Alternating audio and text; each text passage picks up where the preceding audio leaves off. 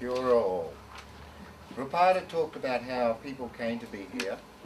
Lynn talked about how wakatu came to be formed. I'm going to talk conceptually over how wakatu's grown and become what it is today. I'm not going to go into detail because tomorrow we're going to go into detail of how the organisation is structured. But at the end of my little group, I've only got 10 minutes. I only want to leave you with one message, and I'll wait till I get there, and it's a very strong message. So if we go through the history of wakatu, when it was formed in 1977, for the first decade all we could do was deal with our lands. We weren't empowered to run businesses.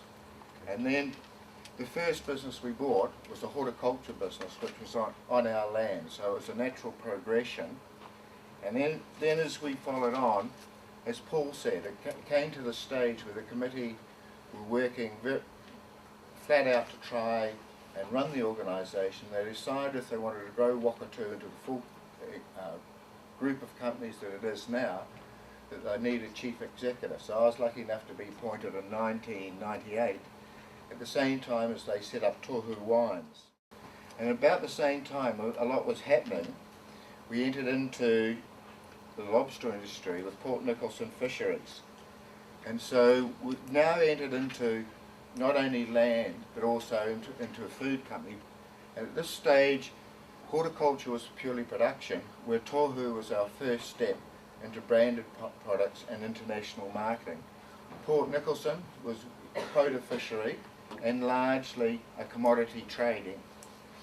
About that time, or earlier than that, we'd had some lands in Motueka that we'd subdivided so that we could bring cash in the building to do this into the group, so that we could do these expansions.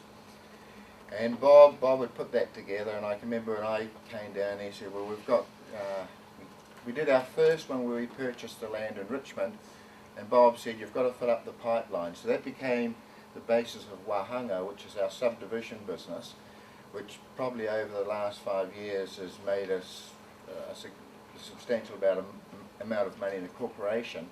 And now we've got 6 subdivisions in the pipeline. It's also been the basis of establishing our commercial portfolio. And what we really want to do is taking the lands that we inherited, develop them ourselves and keep the investment so that we've got a long-term income. And we've done that with the Woolworths supermarket just down the road. This building was part of that philosophy. We blessed Harvey Norman building, which is a $15 million investment this week. So we're growing a commercial portfolio. So what we're doing with Wahanga was taking our lands and multiplying the profit out of them. Then, because what we decided is that we thought, or we wanted, as Rapata talked about, when Pākehā first came, we traded with them and we created things to trade and we tried to establish our own businesses. We feel that wakatu's got to step back into that role. So one of the major drivers in the business we go into, that we're a major player in each of the businesses in Tito Ihu. So we take our rightful place economically and in terms of this is our rohi, so we should be a major player in those.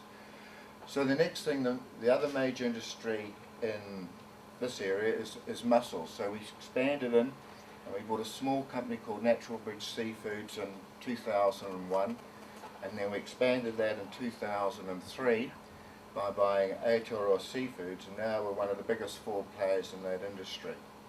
We've also, which is not on there, dabbled in kayaks. It's relatively small, and we do have a forest which is part of this industry, and we'll talk about that tomorrow.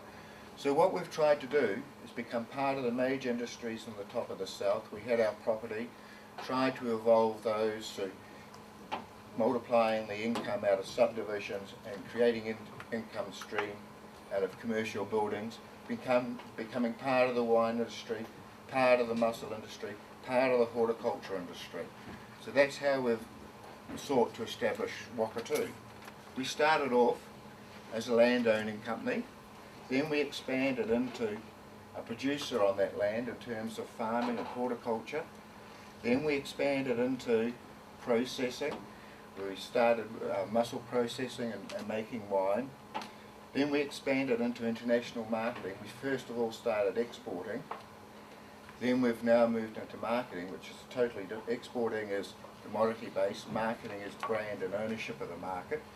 And now we realise that we have to move into research and development to take those industries further. Here's my one message.